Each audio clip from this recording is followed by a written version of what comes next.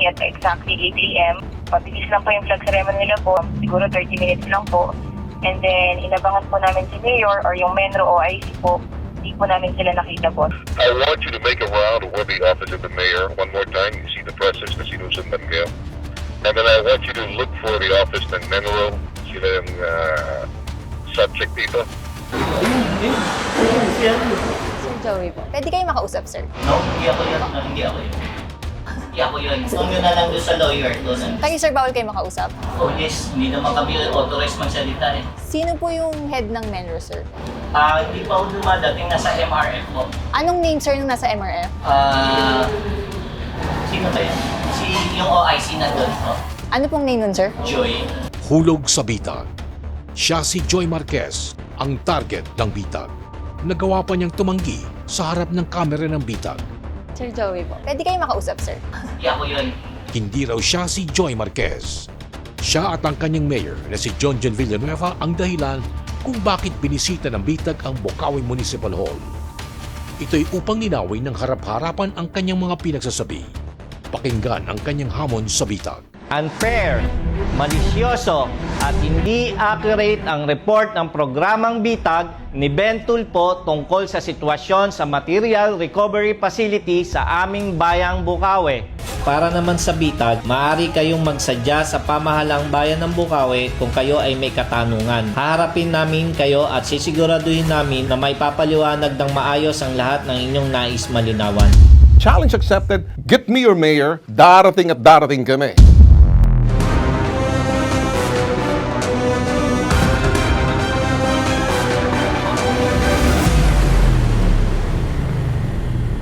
A 25 ng Nobyembre, nakatanggap ang bitag ng reklamo sa mga residente ng Pandi, Bulacan, isang community problem na may kinalaman sa isang Materials Recovery Facility o MRF na matatagpuan sa Barangay Batya, Bocaue, Bulacan.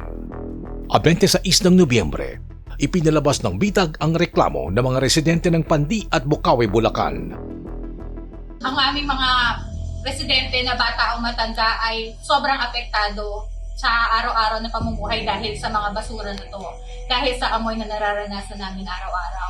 Naaapektuhan na po yung mga kalusugan namin. Dati kasi, sir, pag ganitong panahon, talagang amoy bukid dito sa amin. Ngayon, paglabas pa lang namin ng bahay, sobrang baho na. Ang laki na po kasi talaga nung sinakop ng MRF nila. Tapos hindi po kasi naakapan ng hakot, ng basura. So, ang nangyayari, naiipon siya. Mukhang may mali ako nakikita rito. Pag ganito, environmental issue, may Menro po tayo sa ilalim din ng mayor na magre-report para magkaroon ng physical inspection at para malapitan yung munisipyo dito sa parting to. Ano ang matutulong ng bitag sa inyo? Maipaalis po sana yung MRF dito sa may bandang area natin. At dahil dyan, we promise you, di kami titigil, mag-iimbestiga na kami, tatawagan na namin yung mga tanggapan. Kami na mismo ang gagawa ng hakbang, kami na rin ang gagawa ng paraan, titingnan natin kung paano sila kikilos, para sa inyo yan, okay?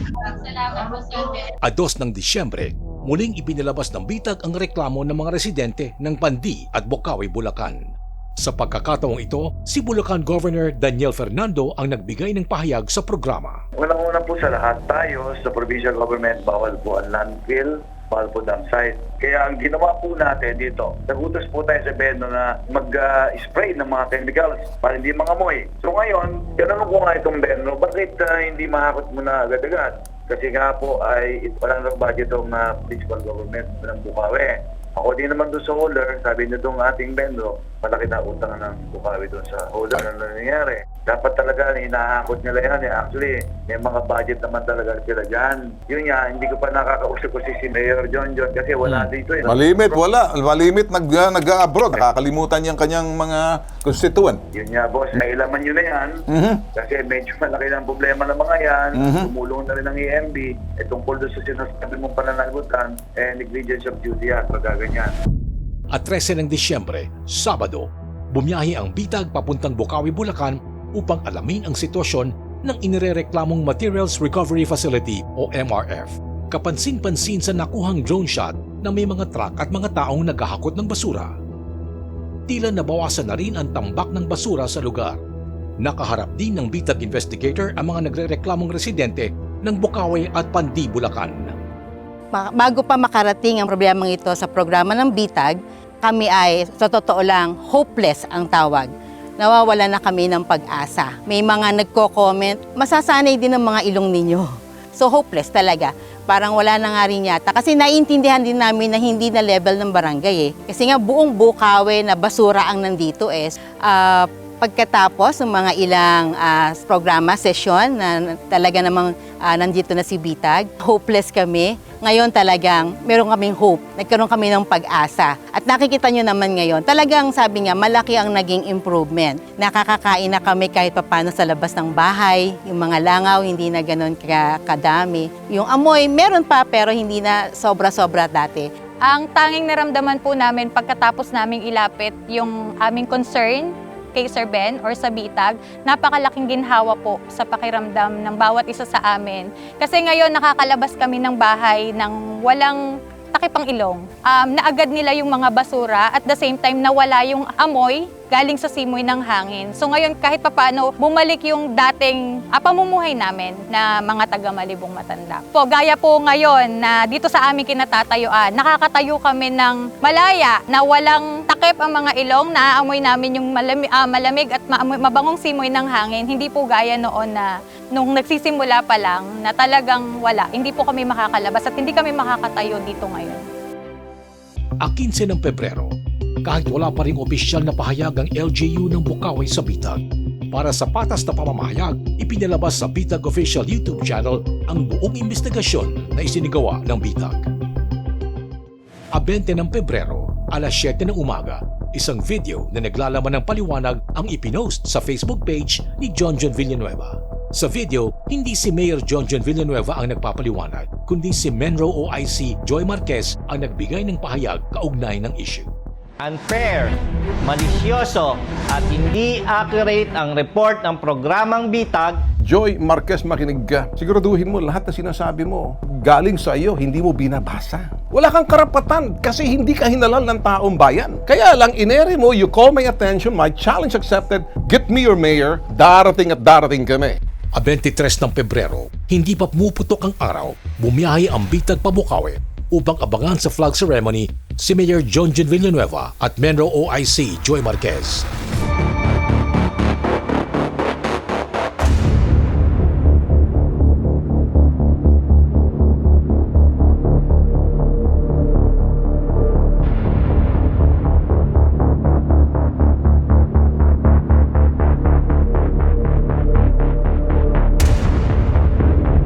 Okay, give me the status. What happened kaninang flag ceremony? What happened here? Nag-start po yung flag ceremony at exactly 8 a.m. Mabilis lang po yung flag ceremony nila, boss. Siguro 30 minutes lang po. And then, inabangan po namin si Mayor or yung Menro OIC po. Hindi po namin sila nakita, boss. You find where the office of the mayor is. See the presses na sinusundan kayo. And then I want you to look for the office ng Menro. Menro may apat na sabi, handa daw sila bukas ang tanggapan. Sila yung subject dito. Go ahead. That's it for now. Okay. Sino staff ni Mayor na pwede namin makausap? Opo. Si Mayor. Oo. Actually, nasabi sa amin na meron po makikipag-usap po sa inyo. Opo. Kaya lang, sandali lang muna po. Hindi pa naman ngayon, ma'am. Tanong lang namin kung ano yung available time ni Mayor para makapag-set din kami ng mas maayos. Sige po, ma'am. May prior commitment po kasi si Mayor. Hindi available si Mayor, ma'am. So, wala. Kahit saglit lang po. Wala po siya. Pero nandito siya sa munisipyo, ma'am. Wala. Ay, wala siya sa munisipyo. Kaya po, may inauthorized representative na. Saan po office ng Menro, ma'am? Menro sa kabila po Sunod na hinanap ng BITAG ang opisina ni Menro OIC Joy Marquez.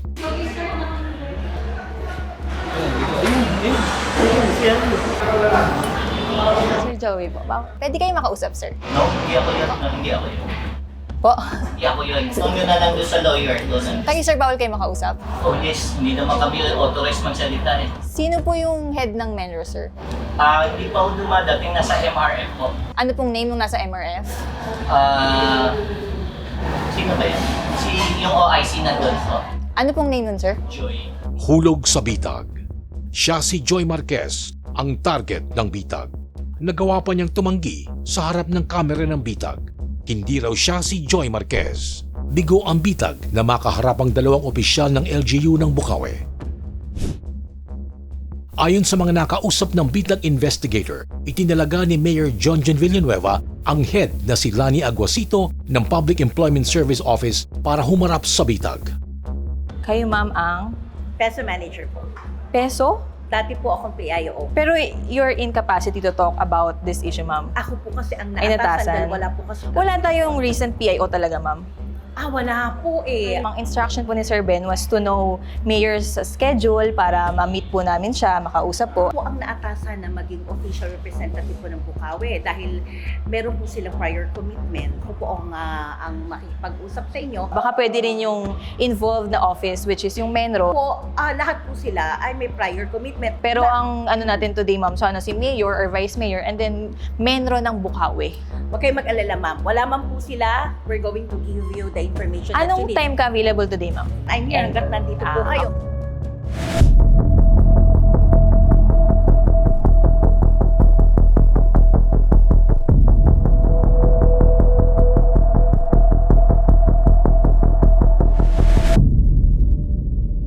Boss, kakatapos lang namin kumausap sa Mayor's office.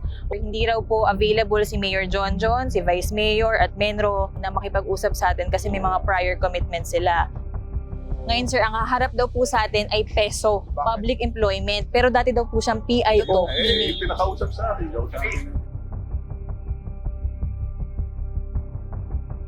Sir, dito po. Good morning po. Dani Aguasito po, sir. Wala po, may prior commitment po sila, sir.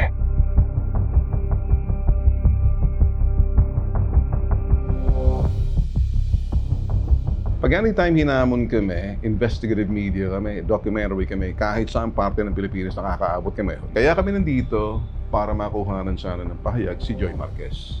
Total, bungangero tong Joy Marquez na to. Gusto makita ang tabas ng dila nito, tabas ng mukha. Hindi ako nagbibiro. Pati nga mayor ninyo, gusto ko makakausap eh. Trabaho ng bitag, ipresenta ang katotohanan. Sabihin ang katotohanan, hanapin ang katotohanan. Kaya kami nandito.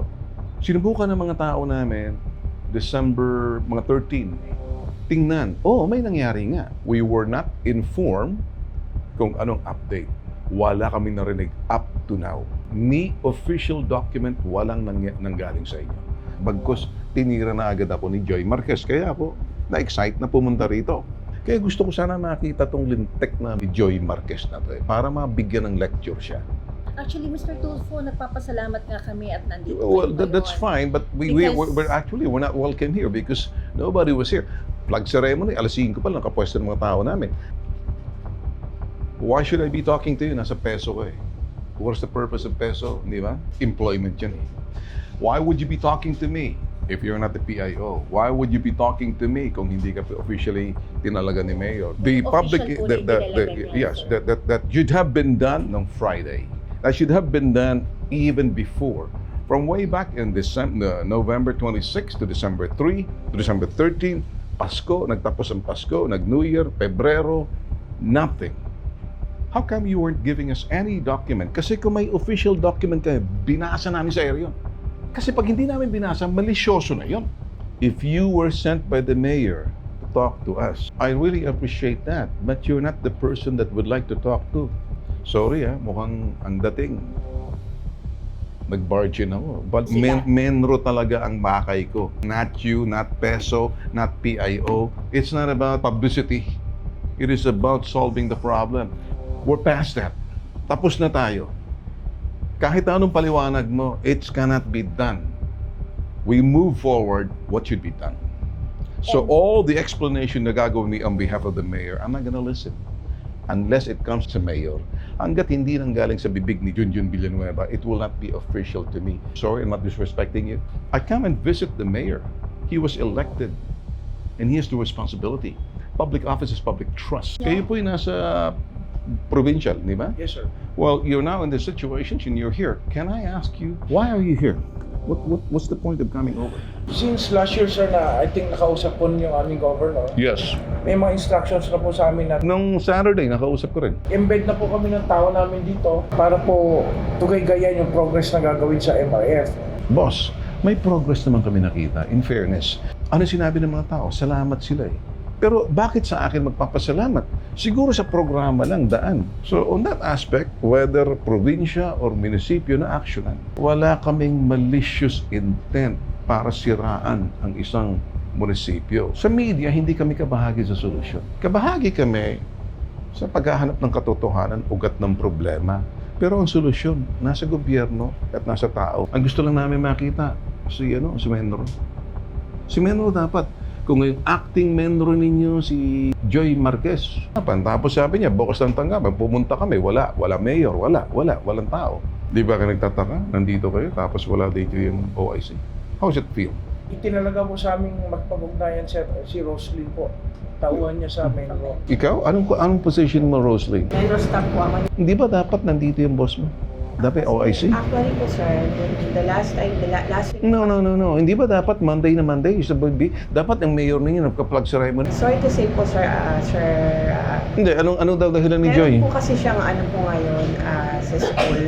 Sa school? Anong mas mahalaga? Schooling niya o sa issue rito na dapat haharap siya sa Benro? Mali, sabihin mo sa kanya. Mali yung ginagawa niya. Lunes na Lunes. Inspection bang ginawa niyo rito? So, nakita niyo, na-surprise ba kayo na wala man lang dito yung head nila? Dahil mas mahalaga yung eskwelahan niya. Sir, madalas na po kami nagpupunta dito ever since na ma-instruct kami ni Governor. So ano nangyari? Wala kayong nakikita? Na-assign po sa amin, minsan si Roslyn, minsan umaharap din naman si Menro. Anong ginagawa ni Joy? The usual naman po kasi. Ba't hindi maharap? Anong OIC lang ba siya? Was he appointed? Yes sir. Okay. May background ba siya sa environment? Saan siya dati nag-work? Saan siya galing? Ano bang background niya bago? Tambay? Ano? He was South officer. Marami na. Ano siya? Dito po kasi sa Ano siya? 16 years na po siya. 16 years na siya. Ano? Motor pool? Yeah. Sa motor pool? Motor pool sir. Okay. Anong ginagawa niya? Kukumpone? Mekaniko? So he's a mechanic. Pag isang mechanic at pumasok sa trabaho at ang trabaho pangkalikasan at importante rito ang communication. Hindi kaya baka nagkukumpuni ngayon, nag-ano-ano. Ba't siya in-appoint ni Mayor? Alam ba ni Mayor, dapat ina-appoint niya marunong? Doon mo makikita, boss, ano? Ang menro mo, mekaniko, kaya walang alam. No, sir. Ano eh? Kung may alam siya, dapat ginawa niya na. Boss, stop it. Kaya naman ganyan magiging problema pag ina-appoint lang eh. Walang value, walang kahalagahan yung trabaho ng dapat ginagampanan alang-alang sa kalikasan. Mekaniko yun eh. Sabihin mo dyan sa mekaniko mo sa susunod, huwag niyo akong kakantihin. Hindi ako tulfo, si Bitag ako. Maharap ako. Pakisabi mo dyan kay Joy Marquez, mag-resign na lang siya. Magkumpuni lang siya ng mga sira-sirang sasakyan dyan. Ang mali ni Junjun Villanueva, in-appoint yung tao, kaya malaking insulto para sa inyo. Hindi ka magkakaintindihan. You know why? There's no prior knowledge or background, nothing of that, any knowledge. So, what do you have? No experience, no wisdom. You keep on defending. Stop defending. But-hubad na katotohanan, sasabihin namin yan. Masakit ang katotohanan, pero katotohanan dala namin. Kung gusto ninyo, total nandito naman kami, wala kami makausap, send me an official statement from the mayor, from your Menro, and then I will gladly air it. For now, wala kaming nakita. Okay? Well, you should have done that a long time ago. With that, ma'am, thank you so much. Thank you po sa inyo, ha. At kami, nagawa na namin. Thank you, ma'am, sir. Thank you pa rin. Thank you. Sir, pwede magpa-picture, sir. Sige, boss. Sige ba? Trabaho lang to, ha? Trabaho lang to. Walang personal. It's all work, nothing personal, all professional. Dahil hindi nagpakita si Mayor Junjun Villanueva at patuloy na nagtago sa kanyang opisina si Menro OIC Joy Marquez, nakisaya na lang ang bitag sa mga kabataan na naglalaro ng basketball.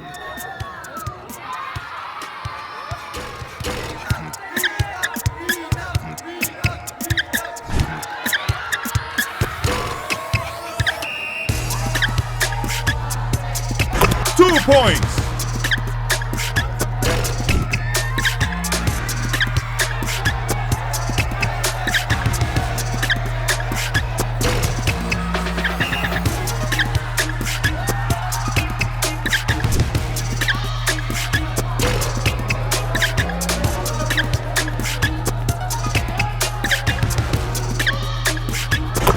point.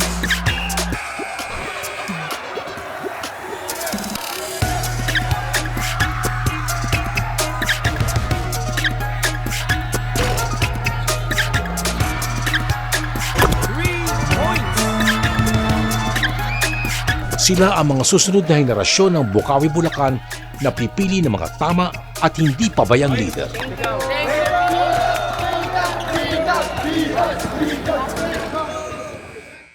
Tandaan, ang QR code na inyong nakikita sa kanang bahagi ng screen na ito ay makakatulong para sa inyong agarang sumbong. Step 1. Itutok lamang sa screen ang camera ng inyong cellphone sa QR code na ito. Step 2. Pindutin lamang ang Urgent Help button. Step 3. Pindutin ang Play button at antayin matapos ang inyong maririnig. Welcome sa Bitag Help Desk. Inabuso ka ba? Pinagsamantalahan ka ba? Niloko ka ba? Pinabayaan ka? Sa loob ng 30 segundo, mag-iwan ng mensahe. Tatawagan kayo tungkol sa inyong sumbong. Kung ito naman ay medical emergency, police or fire, tumawag sa inyong local 911. At the sound of the beep, mag-iwan ng inyong mensahe sa loob ng mahigit 1 minuto at agad may tatawag sa inyo na Bitag Investigator. Start recording. Tandaan, ang QR code na ito ay para sa inyong agarang sumbong. Maaari niyong bisitahin ang lahat ng digital platform sa loob ng Bitag Linktree. If you like this video, give us a thumbs up, click like, and subscribe to be notified.